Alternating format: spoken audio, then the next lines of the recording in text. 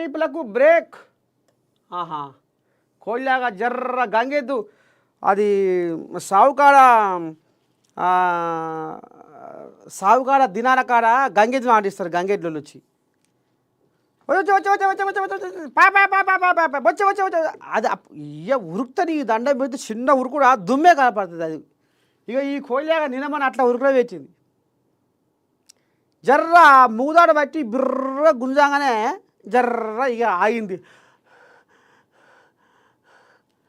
ఇప్పుడు దీని కథ అట్నే ఉంది. అంటే టారిఫ్లకు రిలీఫ్ వచ్చింది, కొద్దిగా రిలీఫ్ వచ్చింది. చైనా మినహా మిగిలిన దేశాలకు 90 రోజుల విరామం. అమ్మా అని జర్ర ఊపిరి పీల్చుకుంటున్నాయి. అమెరికా అధ్యక్షుడు ట్రంప్ ఆకస్మిక నిర్ణయం. డ్రాగన్కు మాత్రం సుంకాలు 125% పెంపు తక్షణం అమల్లోకి.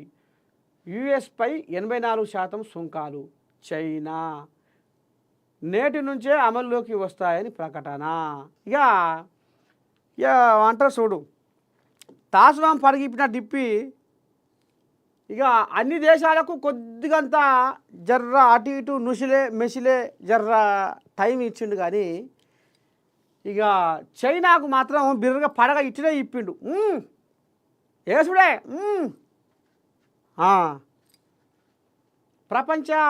ప్రపంచవ్యాప్త ఆర్థిక ప్రకంపనల నేపథ్యంలో ట్రంప్ వెనక్కు తగ్గారు. భారత్తో పాటు 75 పైచిలుకు దేశాలపై విధించిన ప్రతీకార సుంకాలను తాత్కాలికంగా పక్కన పెట్టారు. వాటి అమలును 90 రోజుల పాటు వాయిదా వేస్తున్నట్టు ప్రకటించారు. దాంతో అదనపు సుంకాలు అమల్లోకి వచ్చిన ఒక్క రోజులోనే అటకెక్కాయి. కానీ చైనాతో మాత్రం అమెరికా టారిఫ్ల పోరు బుధవారం మరింత తీవ్ర రూపం దాల్చింది. ఇక ఈ చైనా దేశంతో ఎవరెవరు సోపత్ చేసిర్రో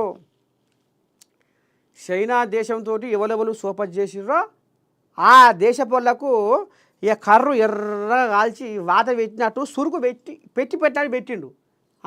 ఎందుకంటే మరి నా భయం ఉండాలి, నా తడాక చూపించాలని పెట్టి చూపించాలని బామ్మ వాయ్యా బామ్మ అని అవి అల్ల కల్లోలం అయినాయి.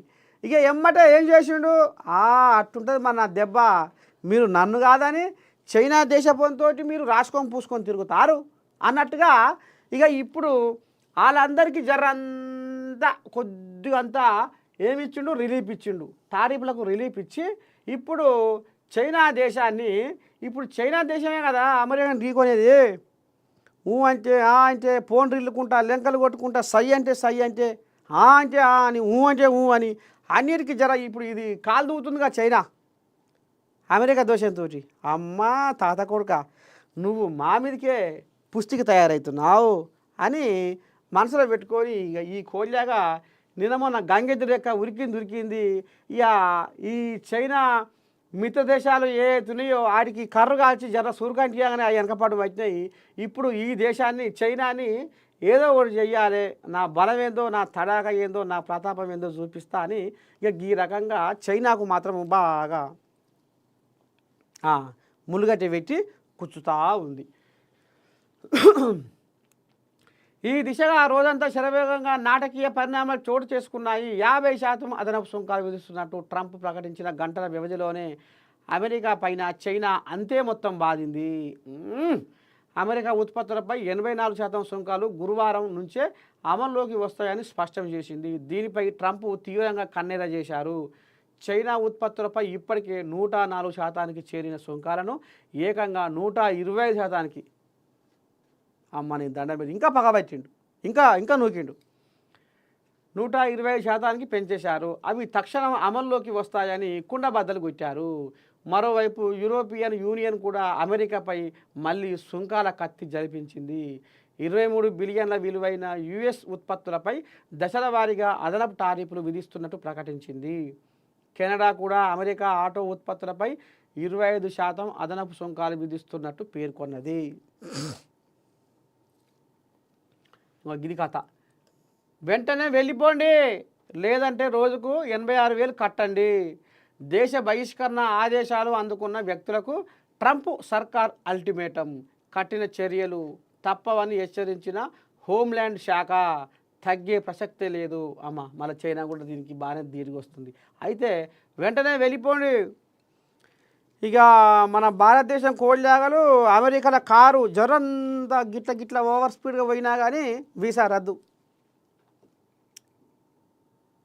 ఉరుకులో పెట్టామనుకో రోడ్డు మీద వీసా రద్దు. ఒళ్ళు దగ్గర పెట్టుకొని మొత్తం ఇంద్రియాలను మొత్తం ఆధీనంలో పెట్టుకొని పని చేస్తేనే ఆడ బతుకు తెరువు. ఉరుకు ఉరుకు ఓ నా కొడుకు అమెరికాలో చదువుతుండో, నా కొడుకు అమెరికాలో పీకి పడేస్తుండో అంటే ఇప్పుడు అక్కడ తుమ్మినా కష్టమే ఉంది, దగ్గినా కష్టమే ఉంది, పితినా కష్టమే ఉంది. ఇప్పుడు అమెరికాలో గాడికి వచ్చింది కథ. కారు జర్రంతా స్పీడ్గా పోతేనే వీసా రద్దు చేసి పో వెళ్ళిపో నీ ఊరికి.